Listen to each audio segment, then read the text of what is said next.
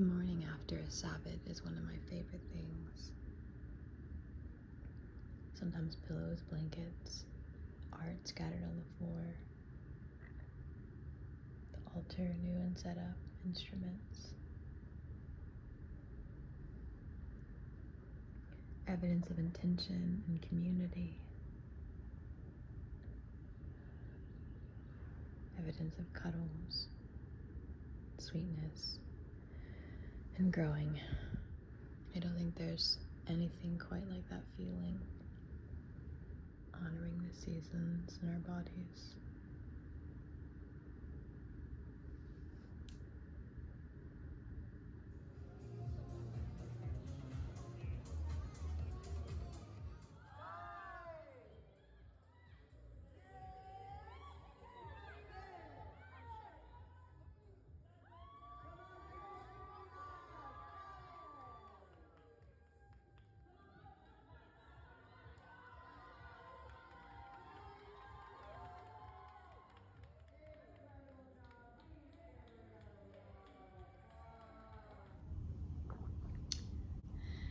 I'm looking at some beautiful rosy flowered trees, wanting to talk a little bit about community building.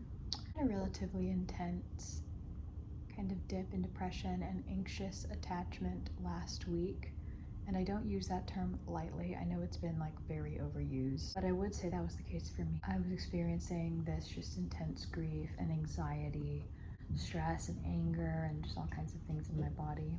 This week, I had a very sweet Litha gathering. We worked on and talked about healing our relationship with the masculine, not just masculine beings that we may be interfacing with, in relationship with, but like capitalism and the industrial waves, the way of organizing our time, identical and production and heavy and efficient.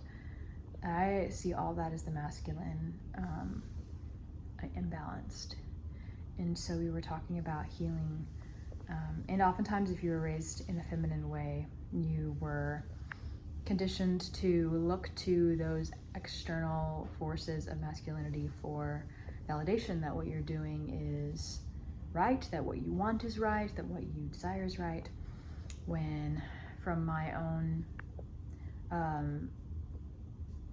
research and study, the masculine is meant to be a container, yes, but not a director. The feminine is actually where we get our wisdom about what direction we're moving. And the masculine is where we get our framework for getting there. It's an oversimplification, and I always want to remain curious. And I do think that it's hard for a lot of the women and the feminine beings in my sphere to drop in and actually ask their own bodies, if I had no father or masculine energy in any form coming at me, expecting certain things, what would I independently go towards? It's hard for some of us to even ask that question, because even to have an independent thought and independent desire of the masculine is a threat. Because if we recognize that we're not meeting that desire and we're letting the masculine make rules for us, there's shame, there's embarrassment, there's fear. If you feel like you need the masculine support to survive, then to even recognize that you're compromising with him to survive can be embarrassing, can be scary. And if recognizing that would make you feel like you had to change something, then that could feel like it threatens your survival. But the fact is, in every type of like maladaptive relationship, including one with the masculine, it's not about suddenly changing your behavior. It's about becoming aware of how you're doing it. You can still be in a relationship in which you're catering to the masculine, as long as you start to allow yourself to become aware of what you would independently choose without that influence. Revisit that as sacred. Just be aware that you're making, what compromises you're making, what things you're doing in order to appease the masculine. It's not a matter of changing overnight. it's just a matter of becoming aware, and all of us do it, not men too, in some capacity. And so it's starting to become aware, and it's starting to look at how you would move through the world if you were no longer under that patriarchal authority, and even in your own mind. And what would your relationship with spirituality look like? What would your relationship with family look like if you didn't have any preconceived notions of what that was meant to be? And how would you spend your time? How would you spend your career? Anyway, we did that exercise, and also the event was just really, really beautiful. And I had so much like love and cuddles and intimacy and community with the women in my life, friends that reminded me that like I am meant to be a coven leader. And that doesn't mean, just a leader of witchcraft, which I love. I love witchcraft. But it means holding space for community that supports each other, holding space for feminine forward, autonomous, inclusive, sacred space, and intuition forward space that has historically been called witchcraft by the powers that be to shut down individuality and autonomy,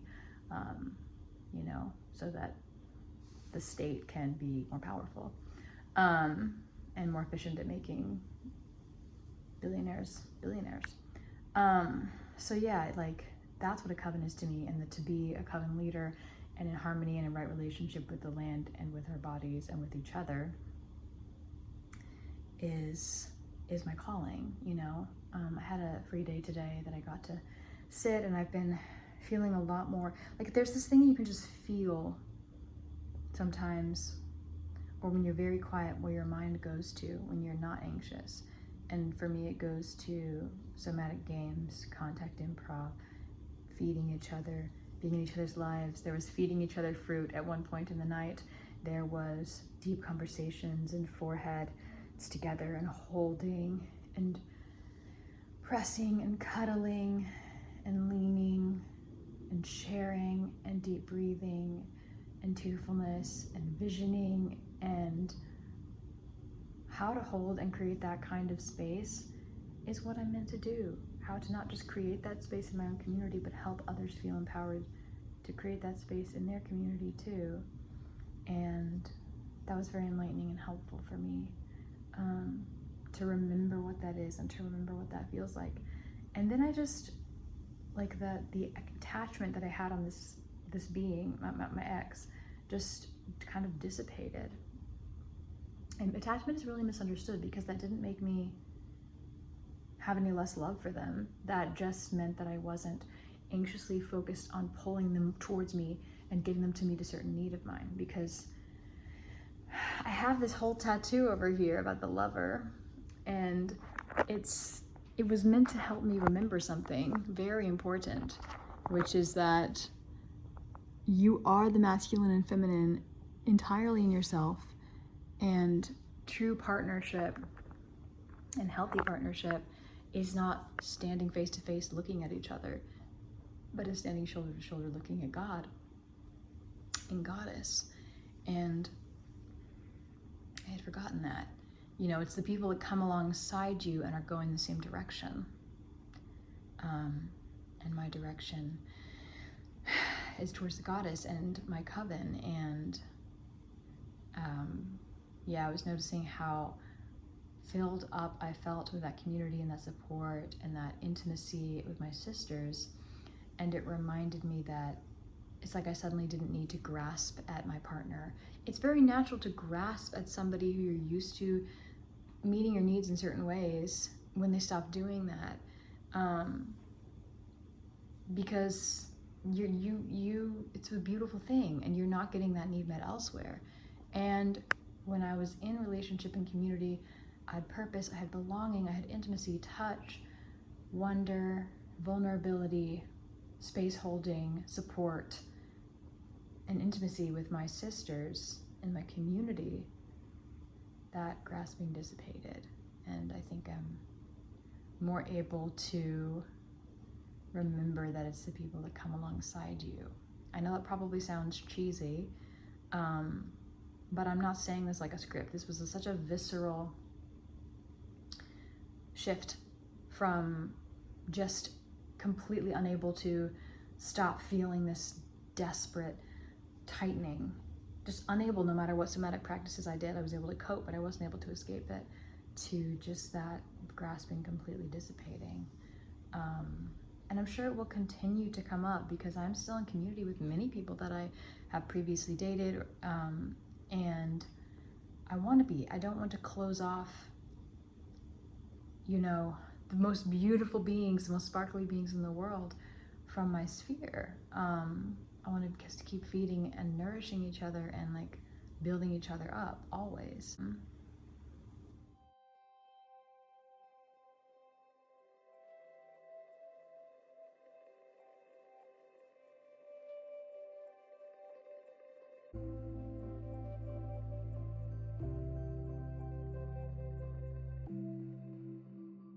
Did a 24-hour fast, and then I just did like some juice and yogurt today. Yeah, this weekend has been a lot of like getting my groceries in order, getting my calendar in order.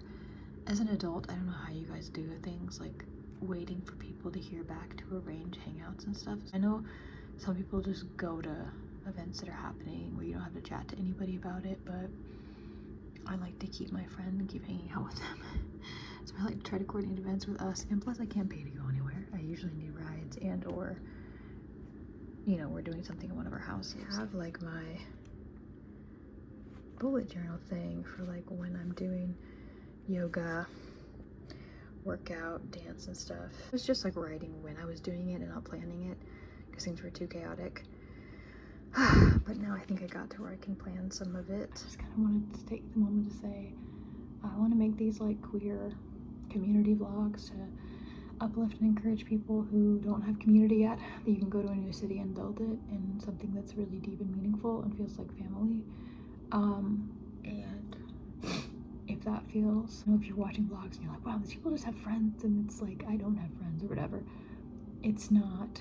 It is a lot of work to maintain relationships. It is super rewarding, but even when you have very low bandwidth, there are ways to create systems slowly over time and with a little more effort than you want to put in that end up paying off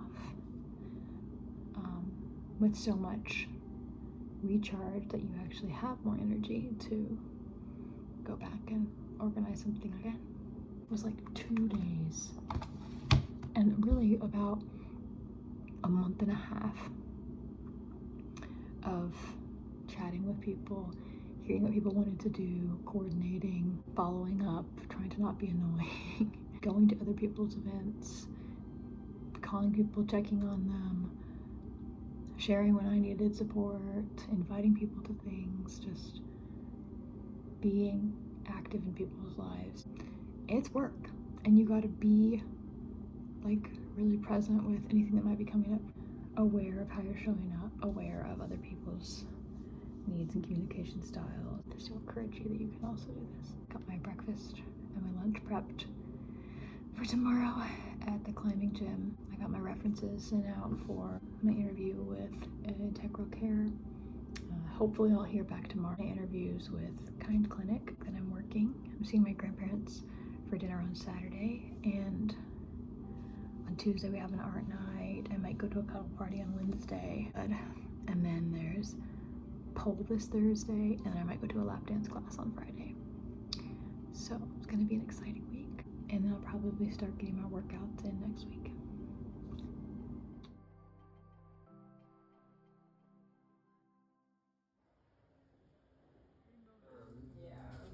It's used in a lot of Asian medicine and teas to help. Oh yeah. It's almost a performance enhancement, but for mental stimulation. At co-op.org or 91. What is it though? What do you do? It helps with focus. And actually, I'm on tomorrow. Even looks like water, like Yeah, like sweat. I was really happy with all